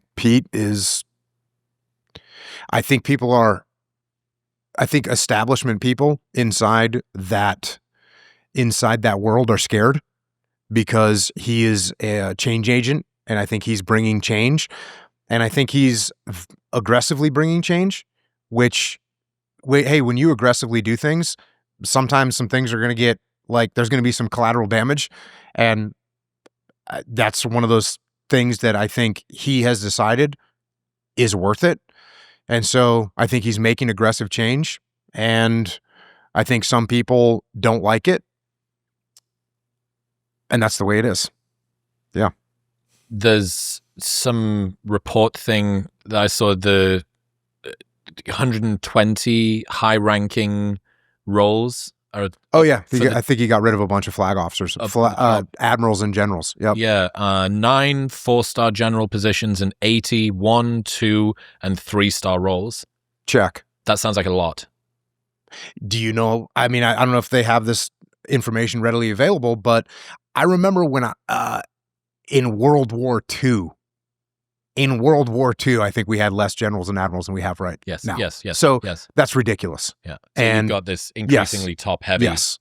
And it's everyone, you know, the military is a human organization. And so when you have the ability, when people's human nature takes over, and I want to build my organization to be a little bit bigger than someone else's organization because it's going to benefit us and it's going to make me better and it's going to make our chain of command higher, then people do that. And they've been doing it for a long time. Yeah, it says the goal of reducing salary expenses by streamlining upper ranks, reallocating leadership responsibilities to lower-ranking officers. Army is expected to absorb a significant share of the reductions, while the Marine Corps and Space Force will see minimal impact due to their already lean leadership structures. Yeah, the Marine Corps stays lean. I don't know too much about Space Force. The Army and the Navy probably have excessive, you know, jet flag and general officers. And again, he's right. You shouldn't have, you should have junior people in charge of things that are commensurate to their level of responsibility. It doesn't take an admiral or a general to do certain jobs that, you know, a lieutenant colonel or a major. If you look at what the majors did in World War II, it's like insane compared to what level is a major at? An 04. Right. So that's like the first field grade officer in the Army or the Marine Corps. In the Navy, it would be called a lieutenant commander. That's what I was. I was a lieutenant commander in the Navy. But if you look at what those guys did in World War II, it's like insane. And I think it's a good job getting back to that. I think it's awesome. Bring things closer back down toward the battlefield as well, presumably. Yeah. I wonder how much of it is just this difficulty, this inevitable bloat that comes along with any organization that's been around for ages. Yeah, 100%. What are you gonna do? Like fire this person? Or like, oh, you did this. There's no role for us to elevate you into. You remember when Elon Musk took over Twitter? Everyone remembers, and he fired. What did he fire? 2/3, 3/4 of the force? Yeah, it was like 3/4 of the people. Him and 10 Asian guys running the entire company. And people freaked out like, oh, it's never going to survive. Obviously it survived, and it in many aspects got better. But you're right. When Jack Dorsey started Twitter, there was probably 3 employees, right? And then over time it grew, and he hired engineers, I'm sure in the beginning, and software engineers and programmers. And eventually he hired someone that was in charge of something that didn't really matter. And then that person hired a team, and then that person hired 5 more people. And so it's bureaucratic bloat that happens. And has it happened in the Department of Defense? Absolutely. Yeah. Absolutely. And so Pete Hegseth comes in and says, yeah, we're not doing it anymore, which is very contrary to what a normal bureaucrat would do. Because a normal bureaucrat would say, oh, you're putting me in charge of something? Cool, I'm going to make that something as big as I possibly can and bring as much money as I can. He invited Doge to come in there and have a look. Tell me where we can save money. And if you don't think there's money that can be saved in the Department of Defense, you're crazy. Like, of course there is. How many billions of dollars are unaccounted for every single year? It's insane. Totally insane. It's totally insane. So I think seeing that attitude, and I think is what's helping the recruiting a lot. The funny thing about the Elon pivot that maybe even relates to this and to the level of recruitment as well, I remember Elon put some job listing out saying, if you want to work harder than you ever have at anything, the most difficult problems, 18-hour days, etc., apply here, twitter.com/jobs or whatever. And the responses were, this is industrial revolution era style tyranny. There is no respect for workers and all the rest of this stuff. And I was like, hey, look, not everybody is built to do that. And if you're not built to do that, then I imagine that this looks like a threat to you. But you don't understand what it's like to be in the top 0.1% of coders on the planet to whom, if you were to say you're not allowed to do this, you would be robbing them of a source of real well-being and pleasure. There are people who live to do that. They want to sleep under their desk. They want to be able to work on the hardest problems, so on and so forth. And you get to attract that kind of talent, but you never get to attract that kind of talent who are the most efficient, who are going to come up with the best kind of ideas for as long as there's all of this fucking bloat and bureaucratic red tape and bullshit. Yeah. And the fact that you think, okay, Twitter, maybe it's important, maybe it's not. I think we can all agree that fucking national defense is pretty important, right? Yeah. So if there is a place where you should not be allowing bureaucratic fuckery and bloat and unnecessary roles to be in there, it's probably in the Department of Defense. Yeah. And like I said, there's going to be some collateral damage, and people will freak out about the collateral damage. But when something happens and we got rid of this program, and it turns out that program was actually something that looks like we should keep. Okay, cool. We'll bring it back. It's not that big of a deal. And it passed the test, by the way, because everyone, let's not get rid of that program. Okay, cool. Yep, you're right. Show me the numbers. Yep, let's bring that program back in. So I think that it's something, it's revolutionary what's happening in the government. And yeah, I think it's going to go well. What do you think the future of warfare is going to look like? You're someone who's spent a lot of time on the ground in kinetic situations, but are we on the verge of some new revolution with how this sort of war is going to be fought? Yeah, absolutely. And if you watch what's going on in Ukraine right now, it's new. It's a new form of warfare. And so, the drones, have you heard about the drones over there? Have you heard about these drones that are powered by fiber optic cables? Or they're not powered, but that's how they're controlled, because the radio signals can be disrupted. Okay. And so you have to have a direct line, and they're using fiber optic lines. So when the drone flies, it's dragging like a fiber optic cable behind it, but it's tiny. It's like the size of a hair. Oh. And so on the battlefield, there's just all these spider webs everywhere. But this is just, things are going to advance. They're going to advance very rapidly, and we'll see what happens. I've called it for a long time that we weren't going to need manned fighter aircraft anymore, but we're still making them. But I mean, that just can't last that much longer. And then you go to ground warfare, like, okay, we're going to have some robots that are coming, and then you have drones on top of robots. I mean, drones are robots. It's weird that making something fly is so much easier than making it walk along the ground. So yeah, it's drones. And they'll make drones that it's going to be a new form of warfare. And so what we need to do is the most important thing is keep an open mind and not get, same thing I said about iterative decision making, right? Like, you can't go all in on some specific type of drone right now, because that drone is going to be obsolete when they figure out a way to eliminate the fiber optic cables or whatever the case may be. And I would, in the back of my mind, I always think that ultimately, like, you are going to need a human with boots and a gun that's going to go and secure and hold a place, right? I still think you have to have that capability at some juncture when the robots are done, or when they figure out the defense for the drones, the defense for the robots, and they figure out an EMP that disrupts all the digital, and all those things just flop over and die, or whatever the case may be. So you got to train that soldier to be able to be on the ground and go and make things happen. But as time goes on, I am definitely seeing less and less probability of that. Something you still need to prepare for, but less and less probability. The robots are coming. I wonder, you're apparently one of them. I wonder whether this next 10, 20 years or so is going to be an exciting time to be behind the scenes in the military, because, we had you could probably tell me better, but I would imagine something like from 1950 to 2000, maybe sort of mid 2000s, largely slowly iterative technology, similar kind of battle formations. You're making small adjustments here and there. Look at me mansplaining to you. And then 2020 to 2025, a fucking whole world of change.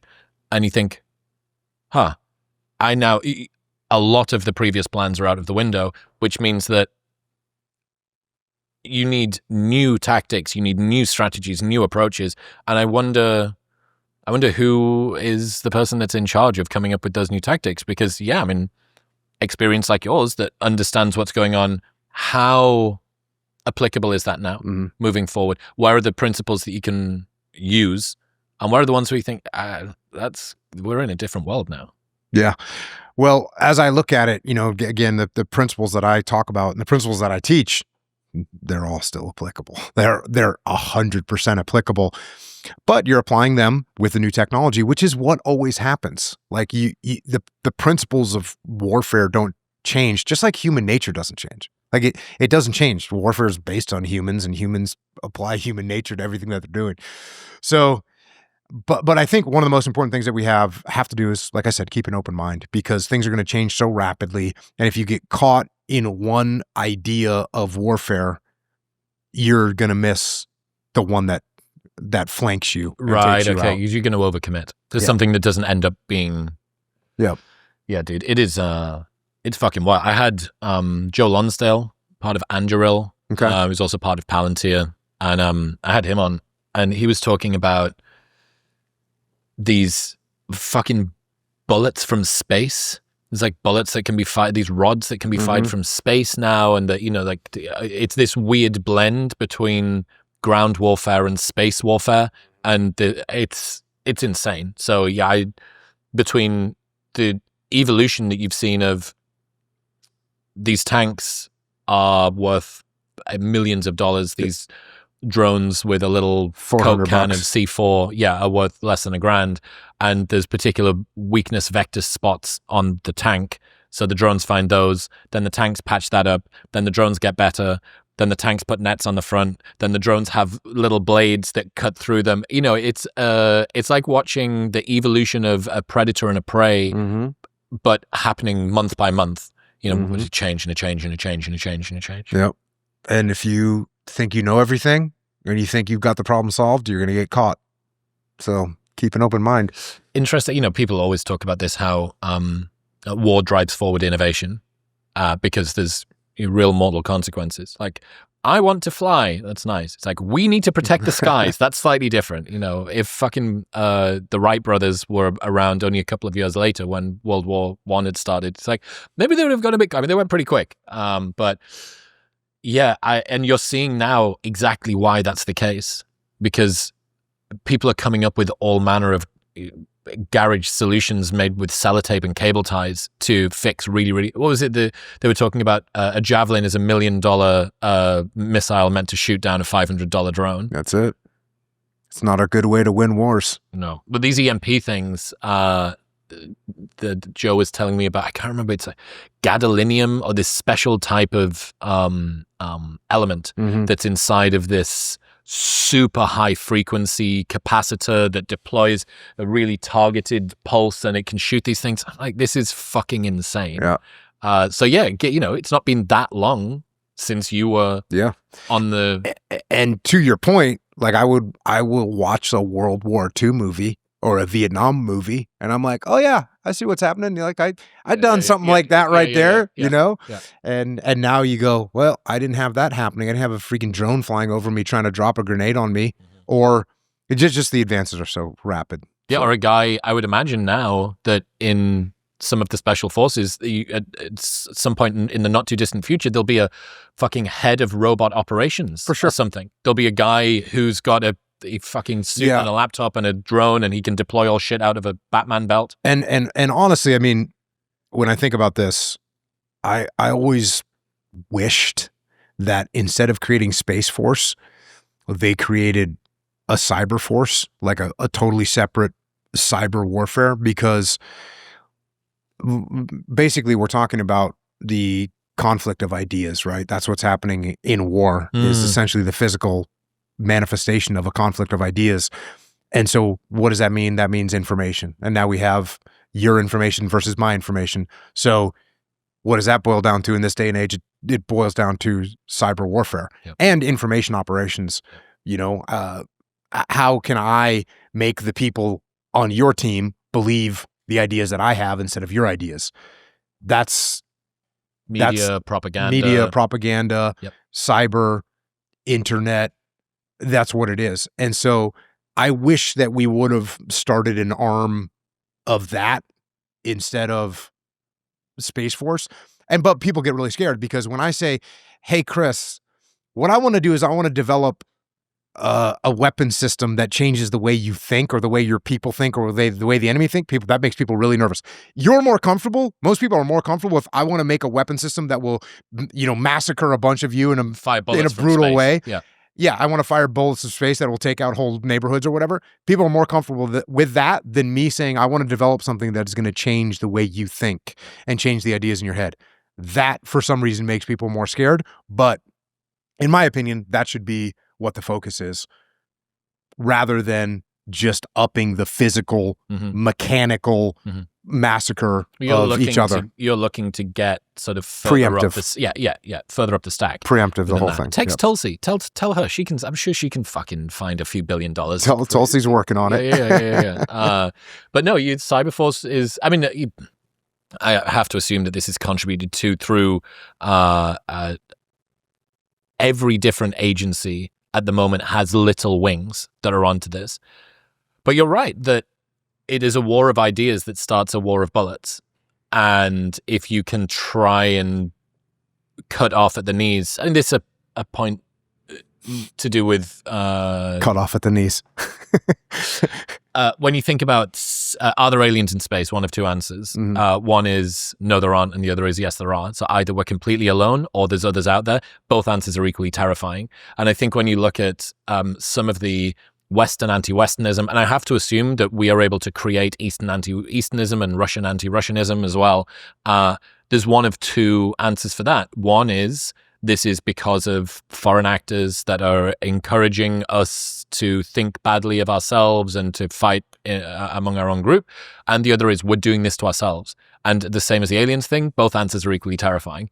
Holy shit, we're either being puppeted or we're turning around and kicking the ball into our own goal over and over and over again. And something that is able to step. I mean, fuck me. Was it Hitler had Goebbels? That was his. This is not new, but the technology is. Yeah, that's. What success would Hitler have had if he didn't have Goebbels, if he wasn't so good with propaganda, if he wasn't so good with media, if he didn't have control over all that? Well, he wouldn't have had near the success that he had. So I would recommend and again, that sounds terrible, right? Well, Hitler did it, it worked, right? Yeah. It's like, well, that type of warfare is how he had a massive amount of success. Yeah. It was psychological warfare that he was using inside of his own country to convince people to think a certain way. Hearts and minds. How long is this cliche of winning hearts and minds? It's not just hearts and minds of your own people, but it's, decreasing the hearts and minds of the enemy. Oh, maybe, should we be doing this? Is this actually what we should? And I mean, it's a really, really good point to bring up, because the two main conflicts that we've got going on at the moment, Ukraine and the Middle East, nobody can agree on what's happening. Nobody can agree on why it's happened. This great idea, it's called knowingness. So a lot of the time, issues of belief and dogmatism in the modern world are laid at the feet of misinformation. So poor information is the reason for this being that. And so if the problem is misinformation, the solution is better information, right? If you understand something that isn't correct, we just need to give you something that corrects that misbelief, and away we go. But knowingness, which is believing that you have an answer to the question before the question has been asked, it's like an anti-intellectual curiosity. It sort of insulates you from updating your beliefs. It's a way bigger problem than misinformation, because if it's misinformation, you can fix it with new, better information. But if it's knowingness, you're completely averse. There's no penetration. There's no way that I can get through to you. And this is I think the odd realization when people are so fucking ardent. We know that the fact is settled around this. We know the fact is settled around the Middle East, and this is why it happened. And we know the fact is settled around Ukraine. It's like, hey, dude, you're saying that the fact is settled. No one can agree on the facts. How the fuck can the facts be settled? You think that your fact is settled. Somebody else has a different... I mean, even people talk about, what do we mean by facts? We're in, such a post-truth era.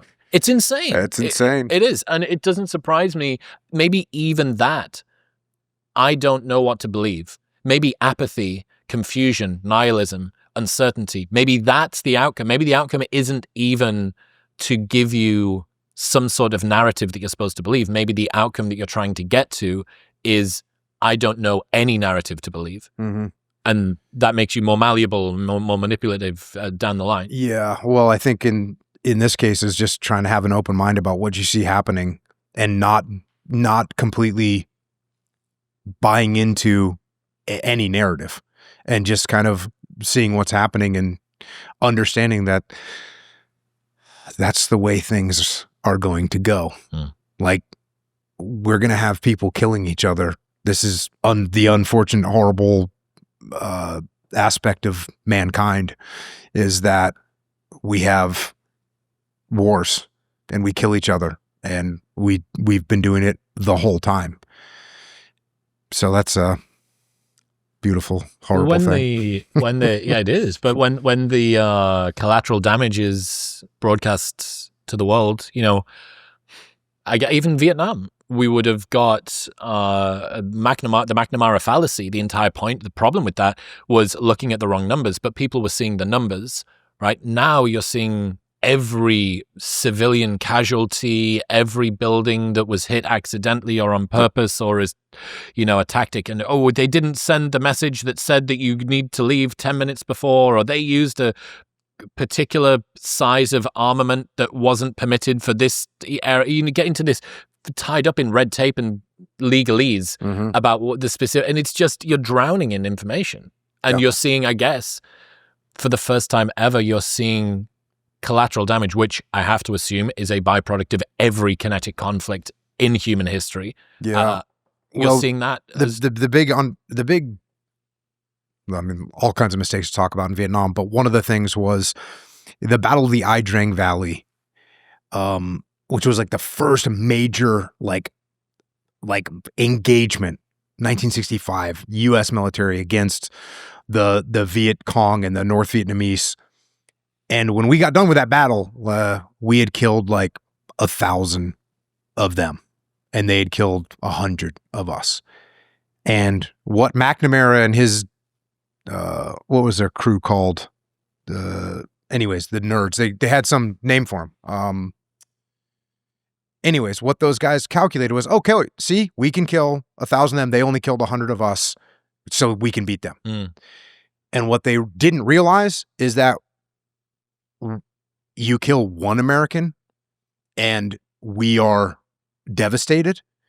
And the Viet Cong and the North Vietnamese and the communists were like, oh, you killed 100 of ours? Cool. We have 100 more. And so we had a different datum to start with. We had a different premise of what we were willing to sacrifice. And so this is what we're seeing around the world is like, what are these various sides willing to sacrifice for their cause?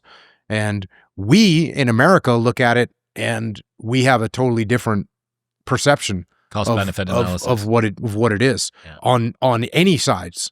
We have a hard time comprehending other people's conflicts. And we've gone into, we go into countries, of course, everyone's going to want this.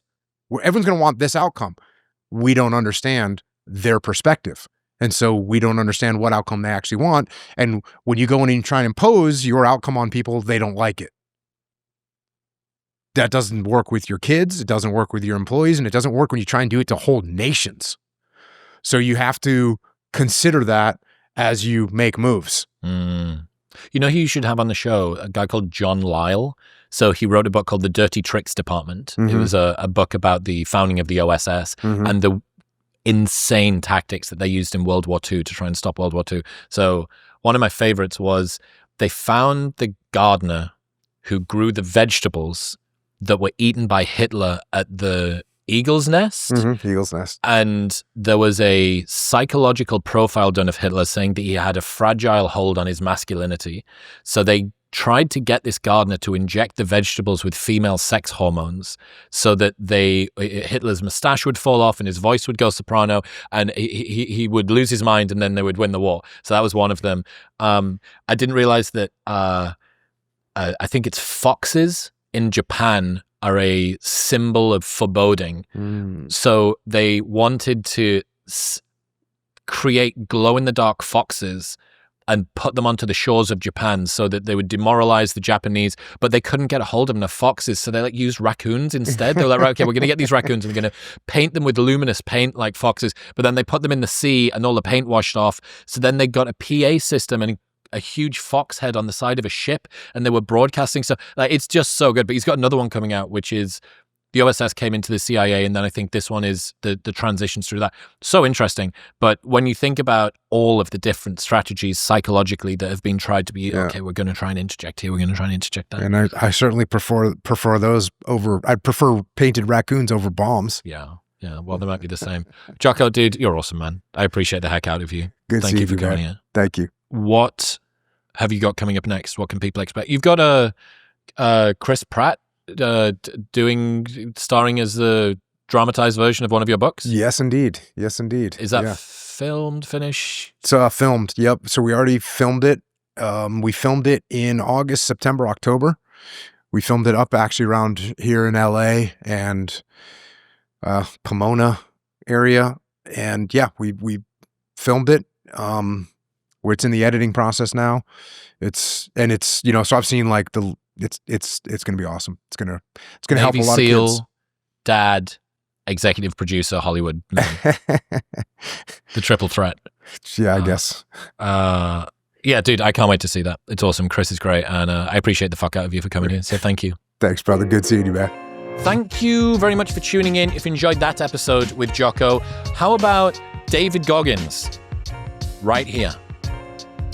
Come on, press it.